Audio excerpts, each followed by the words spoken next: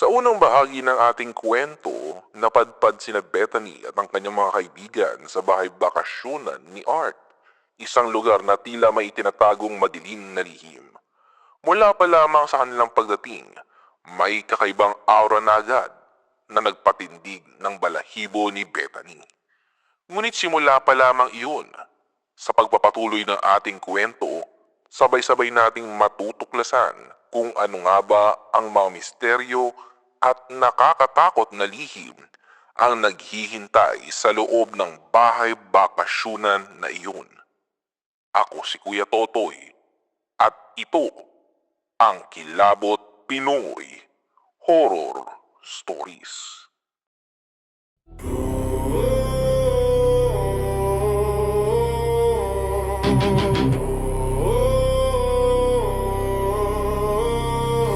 Sa pagsapit ng gabi, may matang nakamasid. Tikbalang sa dilim, humabol sa paligid. Kapre sa punong kahoy, usok ang bumabalot. Maligno sa anino, lihim na sumasagot. Mga kwento ng lagim, di mo kayang itanggi. Dilim ng alaala, ligtas ka ba ngayong gabi? Kilabot Pinoy Horror Story. Mga hiwagang sa dilim, bumabalik. Kilabot Pinoy Horror Story. Ligtas ka ba o sa takot ka matitigatig?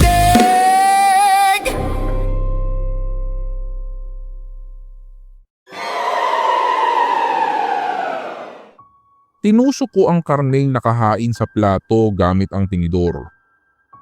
Hindi upang isubo kundi para suriin ito. Simula nang makita ko kung paano katayin ang mga hayop sa pinasyalan namin noong slaughterhouse, ay hindi na ako kumain pa ng karne.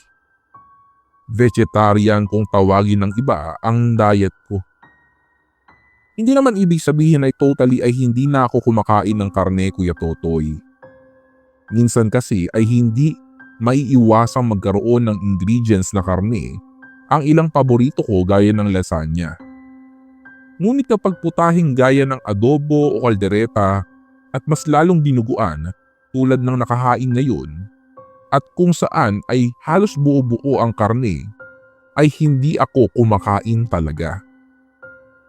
Mabuti na lamang at bukod sa dinuguan, ay naghanda pa si Mang Ponso ng putahing may gulay tulad ng pinakbet at chapsuy.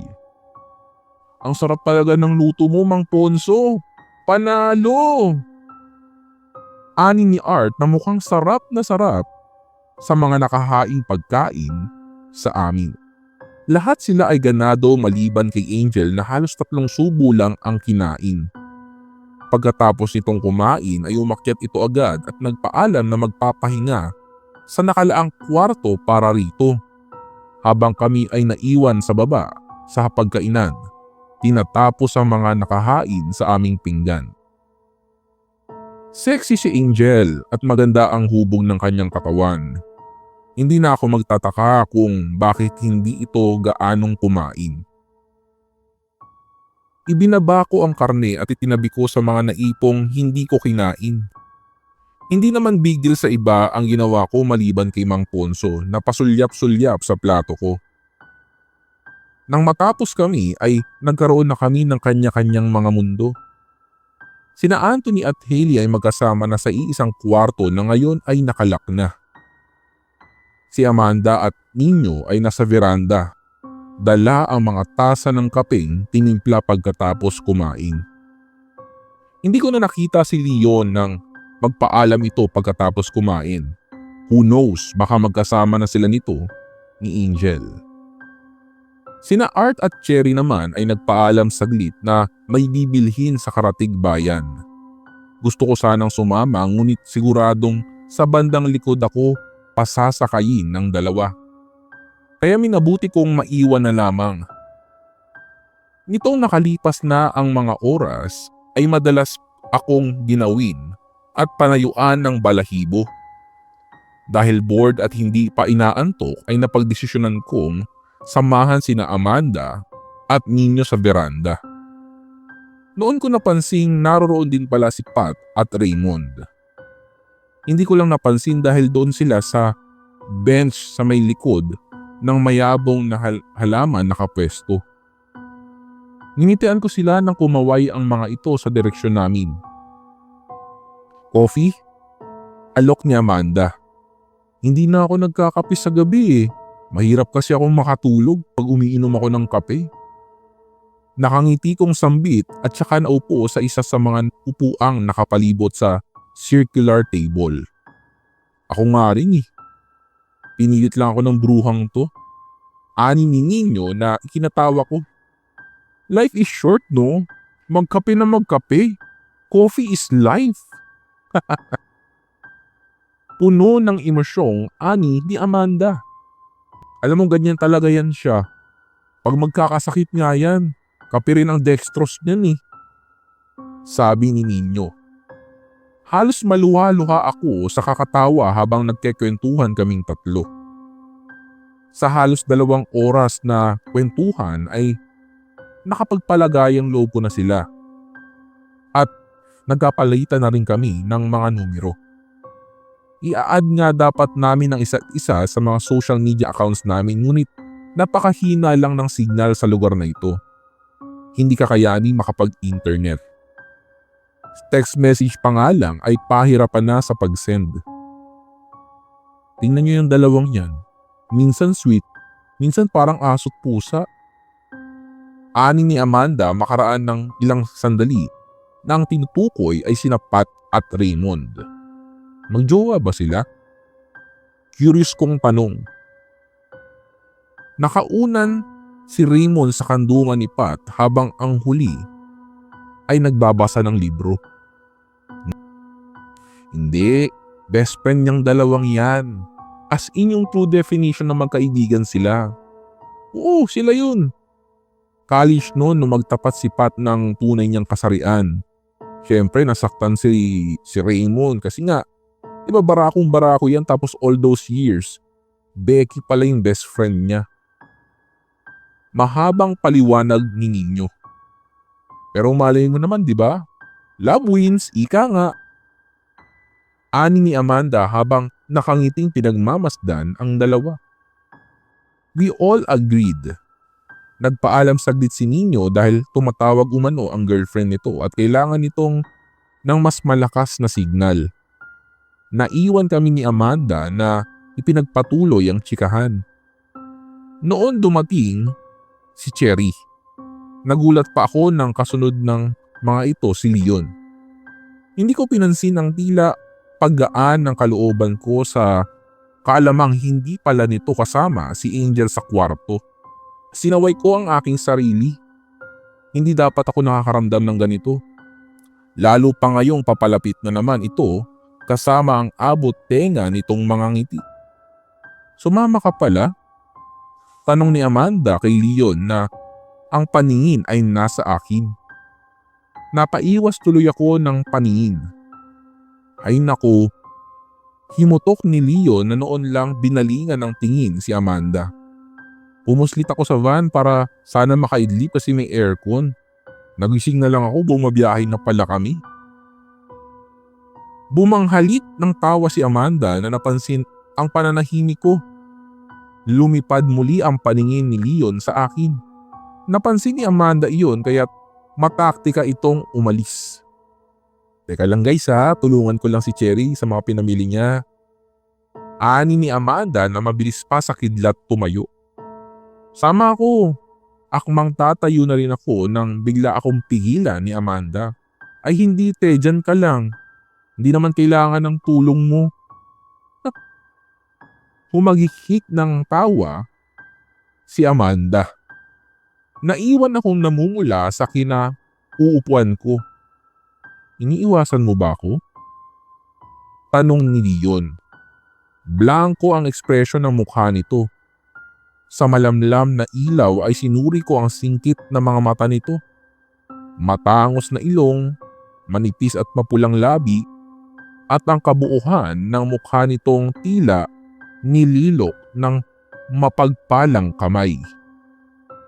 Hindi kaya. Lihim kong namura ang sarili ko. Kung madalas akong panayuan ng balahibo dito sa probinsya, ang dila ko naman ay madalas mautal sa harap ni Leon. Well, that's good to hear. I mean, buti lang hindi mo ko iniiwasan, feeling ko lang pala yun. By the way, may binili pala ako para sa atin. Wala sa dala nito nakabalot ng paper bag ang paningin ko kundi sa nakaka-hypnotismo nitong ngiti at idagdag pa ang mga mata nitong tila nag-isang guhit na lamang dahil sa pagkakangiti nito. What? So, should we just stare each other then? Well, game ako dyan. Pakiramdam ko ay tumagos ang titig niya sa mukha ko nang itapat niya mismo ang sarili niyang mukha sa akin. Out of instinct at dahil na rin sa tila mga paru-parong nagliparan sa tiyan ko, ay tumaas ang aking kamay at marahang iniwas ang mukha niya. Maging ang palad ko ay tila na kuryente sa simpleng pagdaiti ng kamay ko sa kanyang balat. You know what, Leon? You look familiar. Pag-iiba ko ng usapan, I'm trying my best to find my lost composure. Alam mo, I don't think we've ever met before eh. E di sana boyfriend mo na ako ngayon.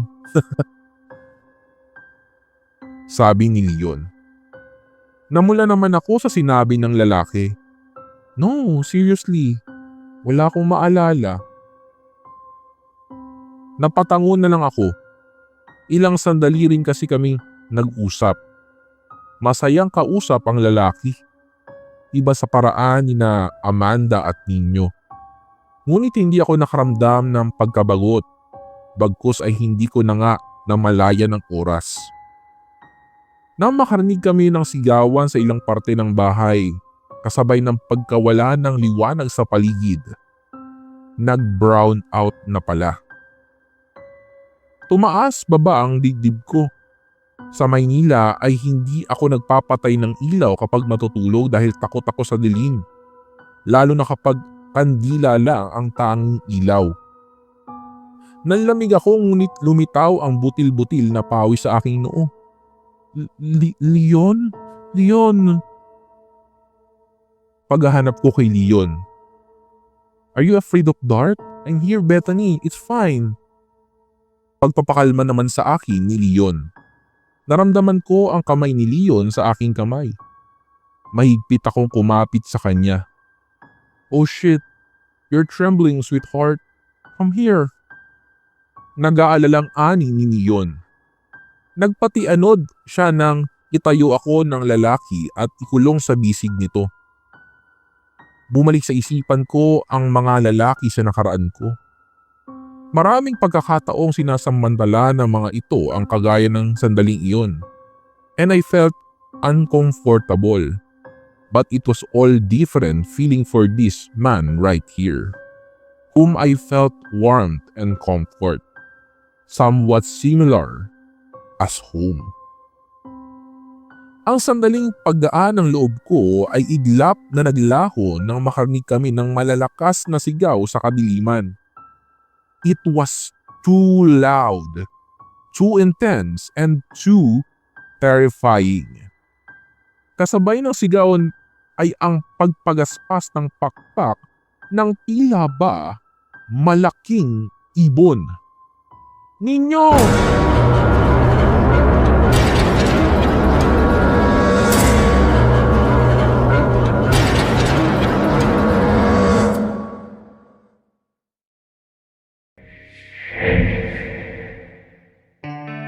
Nagustuhan mo ba ang kwento natin ngayon sa Kilabot Pinoy Horror Stories? Like and subscribe na sa aming YouTube channel. Give us 5 stars rating. Kung may sarili kang nakakatakot na kwento, ipadala ito sa aming Facebook page o sa kilabotstories2021@gmail.com. Huwag kalimutang i-click ang follow button at notification bell sa Spotify para sa updates sa bagong episodes. Hanggang sa susunod na kwentuhan mga repakol. Paalam!